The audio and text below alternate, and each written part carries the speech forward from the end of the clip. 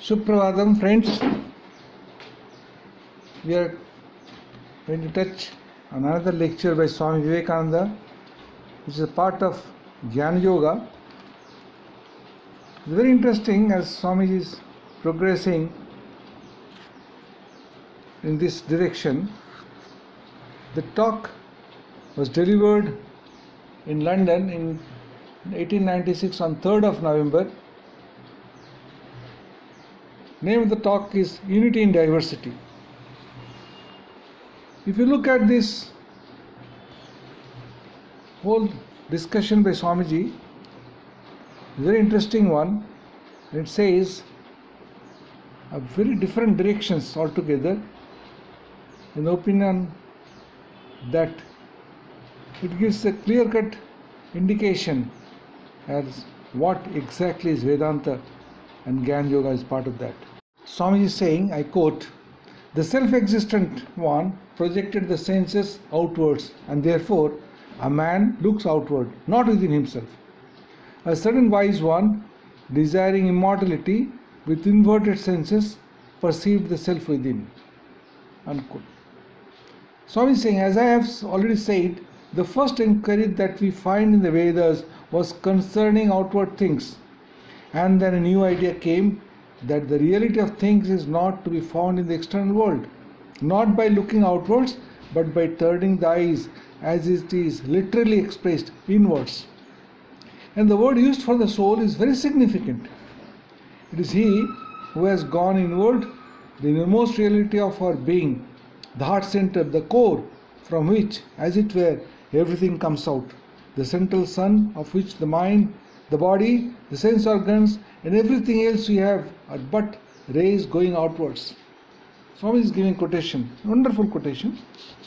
Men of childish intellect, ignorant persons, run after desires which are external and enter the trap of far-reaching death. But the wise, understanding immortality, never seek for the eternal in this life of finite things. The same idea is here made clear that in this external world, which is full of finite things, it is impossible to see and find out the infinite. Swami is giving a very wonderful differentiation between finite and infinite, and how the whole thing is connected to our self. The infinite must be sought in that alone which is infinite, and the only thing infinite about us is that which is within us, our own soul. So neither the body, nor the mind, nor even our thoughts, nor the world we are seeing around are infinite. They are all finite. They have limitations. What we were yesterday are completely changed today. So in the finite things will be changing. The seer, he to whom they all belong, the soul of man, he who is awake in the internal man, alone is infinite, and to seek for infinite cause of this whole universe, we must go there. In the infinite soul alone, we can find it. Quotation.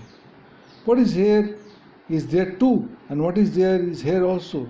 He who sees the manifold goes from death to death. We have seen how at first there was the desire to go to heaven.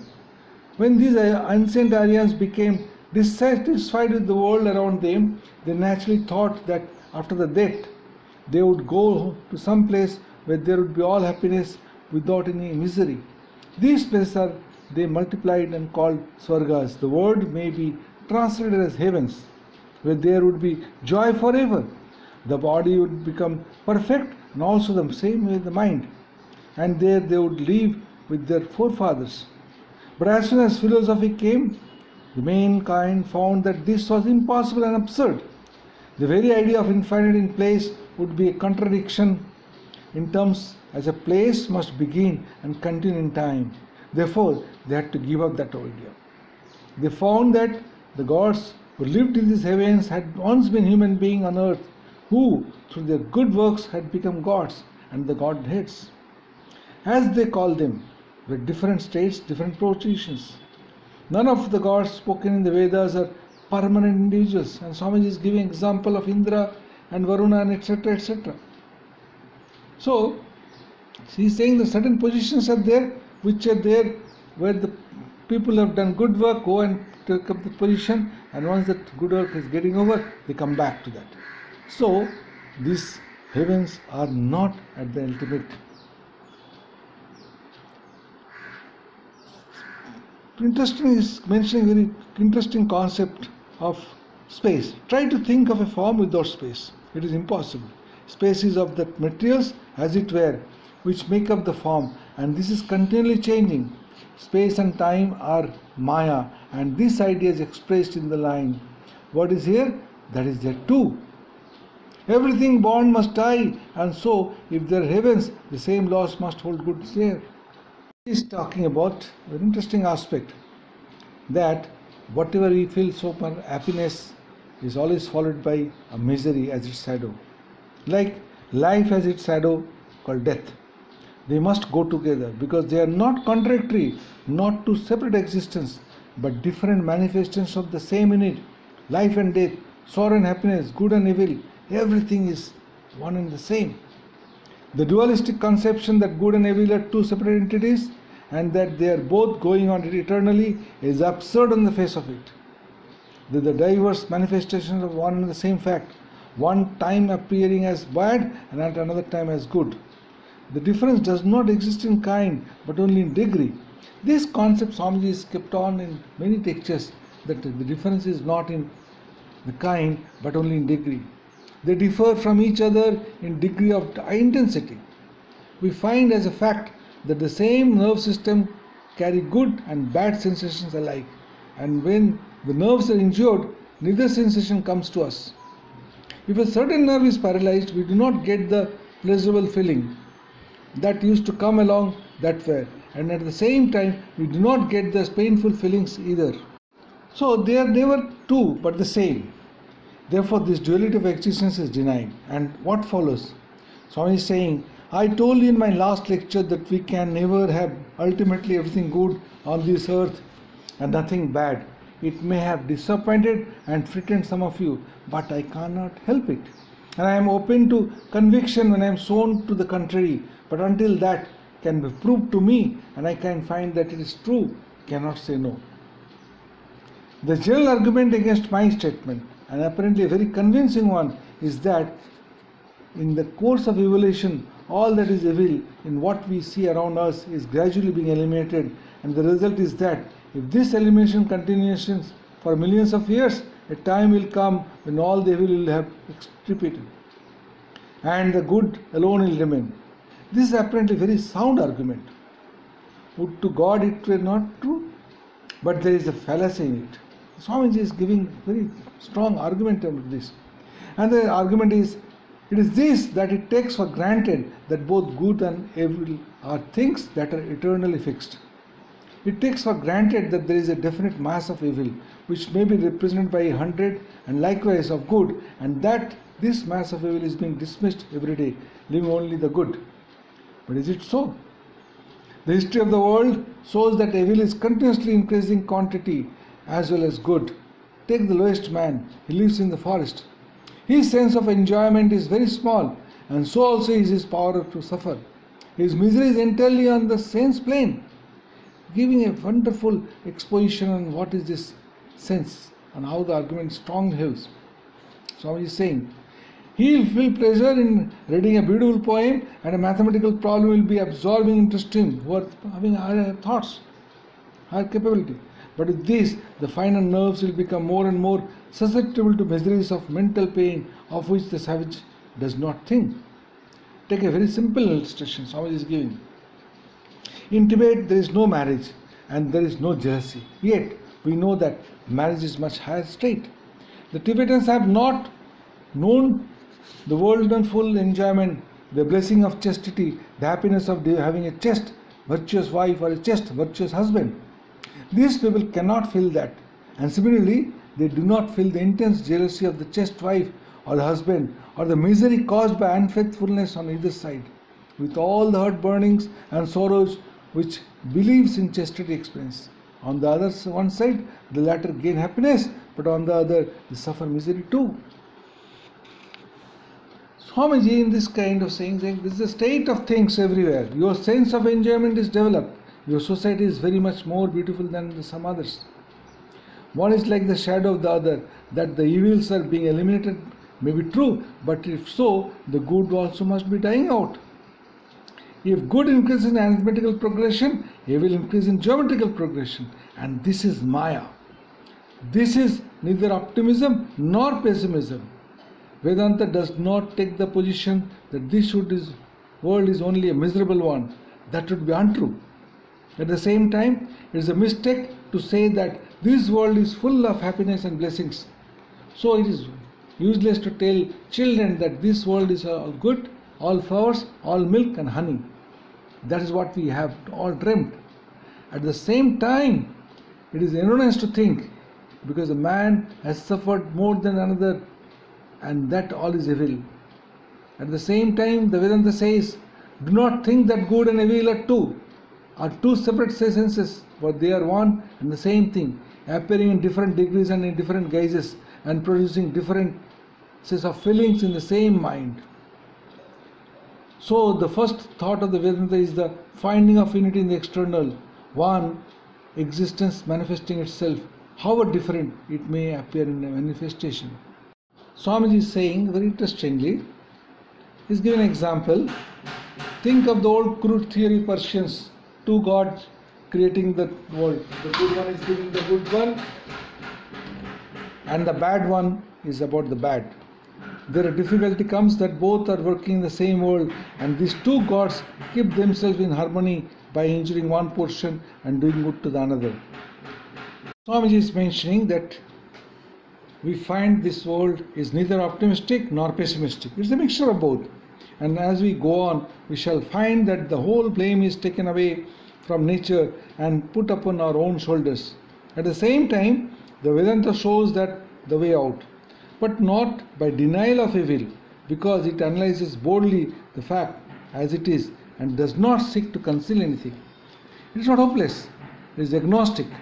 It finds out a remedy, but it wants to place that remedy on adamantine foundations.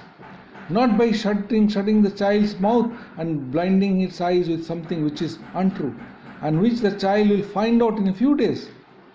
I remember Swamiji saying, when as a young man's father died and left him poorly off with a large family support, and he found that his father's friends were unwilling to help. He had a conversation with a clergyman who offered this consolation. Oh, it is all good. All is sent for our good. That is the old method of trying to put a piece of gold leaf on an old sore. It is a confession of weakness, of absurdity. The young man went away, and 6 months afterwards a son was born to the clergyman, and he gave a thanksgiving party to which the young man was invited. The clergyman prayed, "Thank God for his mercies." And the young man stood up and said, "Stop, this is all misery." The clergyman asked, "Why?" Answer, "Because when my father died, you said it was good, though apparently evil. So now this is apparently good, but really evil. Is this the way to cure the misery of the world? Be good and have mercy on those who suffer. Do not try to patch it up. Nothing will cure this world. Go beyond it." This is the world of good and evil. Swami is saying, whenever there is a good, evil follows. So Vedanta is saying that this is finding out the unity. It says, give up what is evil and give up what is good. What remains then? Behind good and evil stands something which is yours, the real you, beyond every evil and beyond every good too. And it is that which is manifesting itself as good and bad. Know that first, and then alone you will be a true optimist, and not before. For then you will be able to control everything. Control these manifestations, and you will be at liberty to manifest the real you. First be master of yourself. Stand up and be free. Go beyond the pale of these laws, for these laws do not absolutely govern you. They are only part of your being. First find out that you are not the slave of nature, never were and never will be, and that this nature, infinite as you may think, is only finite, a drop in the ocean, and your soul is ocean. You are beyond the stars, the sun, the moon. They are like more bubbles compared with your infinite being. Know that, and you will control both good and evil. Then alone the whole vision will change, and you will stand up and say, how beautiful is good and how wonderful is evil. That is what the Vedanta teaches. It does not propose any slipshod remedy by covering wounds with gold leaf, and the more the wound festers, putting on more gold leaf. This life is a hard fact. Work your way through it boldly, though it may be adamantine, no matter. The soul is stronger. It lays no responsibility on little gods, for you are the makers of your own fortunes. You make yourself suffer, you make good and evil, and it is you who put your hands before your eyes and say it is dark. Take your hands away and see the light, irrefulgent. You are perfect already from the very beginning. We now understand the verse. He quotes, he goes from death to death who sees the many here. See that and be free. So how are you going to see it? This mind so deluded, so weak, so easily laid, even this mind can be strong and may catch a glimpse of that knowledge, that oneness, which saves us from dying again and again. As rain falling upon a mountain flows in various streams down the sides of the mountain, so all the energies which you see here are from that one unit.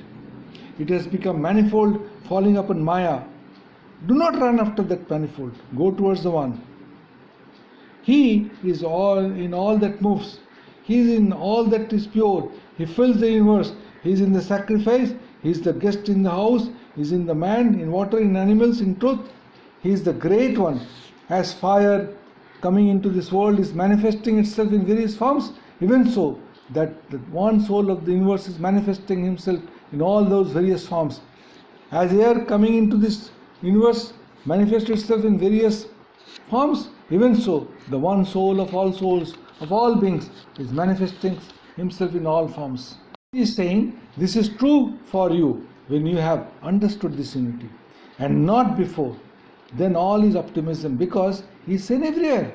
The question is that if all is this be true, that the pure one, the self, the infinite, has entered all this, how is it that he suffers? How is it that he becomes miserable, impure? He does not, says the Upanishad. Swami is giving quotation. I quote, as the sun is the cause of eyesight of every being, yet is not made defective by the defect in any eye. Even so, the self of all is not affected by the misery of the body or by any misery that is around you. Unquote. Swami is saying, I may have some disease and see everything yellow, but the sun is not affected by it. He is the one, the creator of all, the ruler of all, the internal soul of everything. He who makes his oneness manifold. Thus sages who believe in eternal space unto none else, unto none else. He who in this world of evanescence finds himself, who never changes. He who in this universe of death finds that one life. He who in this manifold finds that oneness, and all those one he realizes as the soul of their souls. To them belong eternal peace, unto none else, unto none else. Where to find him in the external world? Where to find him in the suns and the moons and the stars? There the sun cannot illumine, nor the moon, nor the stars, nor the flash of lightning cannot illumine the place. What to speak of this moral fire? He is shining, everything else shines. It is his light that they have borrowed, and it is he is shining through them. Here's another beautiful smile. Those of you who have been in India and have seen how the banyan tree comes from one root and spread itself far around will understand this. It's a wonderful example Swami is giving, very practical, which we can see around us and try to understand this great actual knowledge, the unity in diversity. He is saying he is the root of all and has branched out until he has become this universe. And however far he extends, every one of these trunks and branches is connected. Various heavens are spoken in the Brahmana portion of the Vedas, but the philosophical teaching of the Upanishad gives up the idea of going to heaven. Happiness is not in this heaven or in that heaven, it is in the soul. Places do not signify anything. Here is another passage Swami is saying, which shows the different states of realization. I quote, in the heaven of the forefathers, as a man sees things in a dream, so the real truth is seen. Unquote. As in dreams, we see things hazy and not so distinct, so is seen the reality there. There is another heaven called the Gandharva, in which it is still less clear.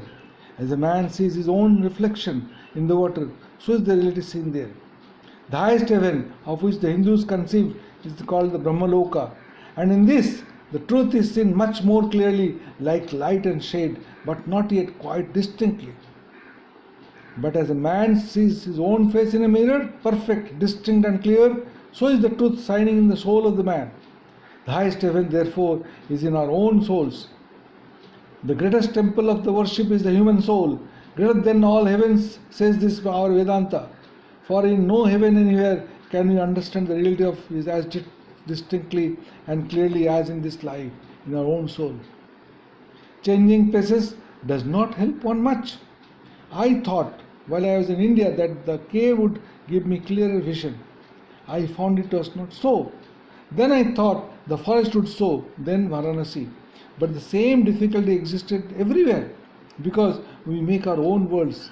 If I am evil, the whole world is evil to me. That's what the Upanishad says. And the same thing applies to all worlds. If I die and go to heaven, I should find the same. For until I am pure, there is no use going to cave or forest or to Varanasi or to heaven. And if I have polished my mirror, it does not matter where I live. I get the reality just as it is. So is useless running hither and there and spending energy in vain, which should be spent only in polishing the mirror. The same idea is expressed again. Swami is giving a wonderful quotation. None sees him, none sees his form with the eyes. It is in the mind, in the pure mind, that he is seen, and thus immortality is gained.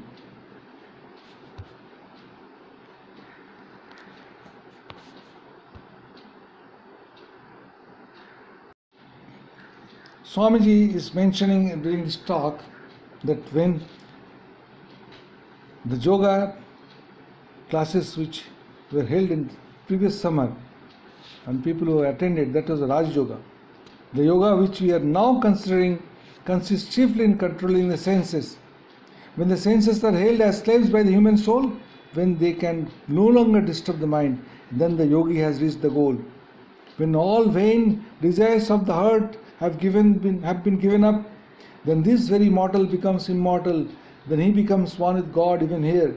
When all the knots of the heart are cut asunder, then the mortal becomes immortal and he enjoys Brahman here. Here, on this earth, nowhere else. A few words ought to be said here. You'll generally hear that this Vedanta, this philosophy and the other distant systems look only to something beyond, letting go the enjoyments and struggle of this life. This idea is entirely wrong. It is only ignorant people who do not know anything of Eastern thought and never had brain enough to understand anything of its real teaching that tell us it took so. On the contrary, we read in our scriptures that our philosophers do not want to go to other worlds, but depreciate them as places where people weep and laugh for a little while only and then die. As long as we seek, we shall have to go through these experiences. But whatever is true is here, and that is the human soul, and that also is listed upon. And that by committing suicide, we cannot escape the inevitable, we cannot evade it, but the right path is hard to find. The Hindu is just as practical as the Western, only we differ in our views of life. The one says, build a good house, let us have a good clothes, good food, intellectual culture, and so on and so forth. For this is the whole of life. And in that he is immensely practical. But the Hindu says, true knowledge of the world means knowledge of the soul, metaphysics. And he wants to enjoy that life. In America, Swami is saying, there is a great agnostic, a very noble man, a very good man, and a very fine speaker. He lectured on religion, which he said was of no use. Why bother our heads about other worlds? He employed this smile. We have an orange here, and we want to squeeze all the juice out of it. I met him once and said, Swami is saying, I agree with you entirely. I have some fruit, and I too want to squeeze out the juice. Our difference lies in the choice of the fruit. You want an orange, and I prefer a mango. You think it is enough to live here and eat and drink and have a little scientific knowledge? but you have no right to say that that will suit all tests. Such a conception is nothing to me. If I had only to learn how an apple falls to the ground or how an electric current shakes my nerves, I would commit suicide. I want to understand the heart of things, the very kernel itself. Your study is the manifestation of life, mine is the life itself. My philosophy says you must know that and drive from your mind all thoughts of heaven and hell and all other superstitions, even though they exist in the same sense and this world exists. I must know the heart of this life. It is very essence, that what it is, not only how it works and what are its manifestations. I want the why of everything. I leave the how to children. As one of your countrymen said, Swami is giving quotation, while I am smoking a cigarette, if I had to write a book, it would be the science of the cigarette. Unquote. It's good and great to be scientific. God bless them in their search. But a man says that is all. He is talking foolishly, not caring to know the reason they three for life, never studying existence itself. I may argue that all your knowledge is nonsense without a basis. You are studying the manifestation of life, and when I ask what life is, you say you do not know. You are welcome to your study, but leave me to mine. This Unity in Diversity talk, Swami is giving a wonderful exposition about the truest nature of ourself and how it is different from our thought of Eastern world and the Western philosophy.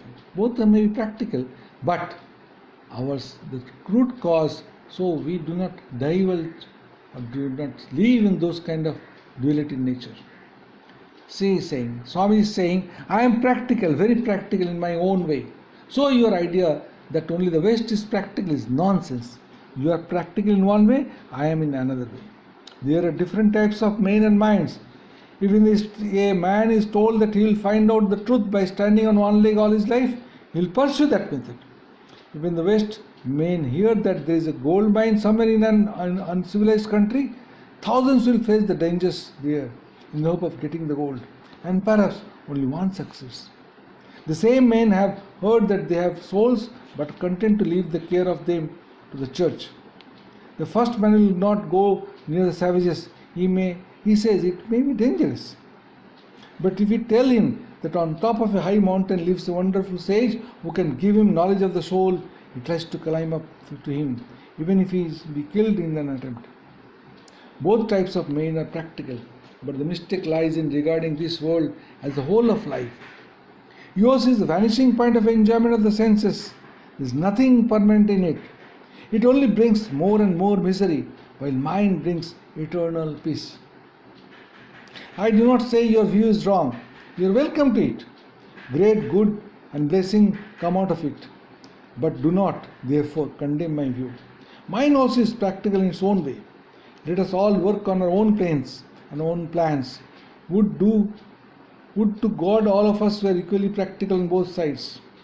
I have seen some scientists who are equally practical, but as scientists and as spiritual men. And it is my great hope that in course of time, the whole of humanity will be efficient in the same manner. When a kettle of water is coming to the boil, if you watch the phenomena, you find first the bubble rising and then another one and so on, until at last they all join and a tremendous commotion takes place. This world is very similar. Each individual is like a bubble, and the nations resemble many bubbles. Gradually these nations are joining, and I am sure the day will come when separation will vanish and that oneness to which we are all going all will become manifest. Wonderfully he is explaining. I again quote, a time must come when every man will be as intensely practical in the scientific world as in the spiritual world, and then that oneness, the harmony of oneness, will pervade the whole world. The whole of mankind will become Jivan Muktas, free whilst living. We are all struggling towards that one end through our jealousies and hatreds, through our love and cooperation. A tremendous stream is flowing towards the ocean, carrying us all along with it. And though, like straws and scraps of paper, we may at times float aimlessly about, in the long run, we are sure to join the ocean of life and bliss. This is the way the Swamiji is giving this wonderful exposition on the unity in diversity. If we can understand this as the essence of our whole life, whole existence, the depth or infinite or unfathomable depth of spirituality, and let us follow that. Hari Om Tat Sat.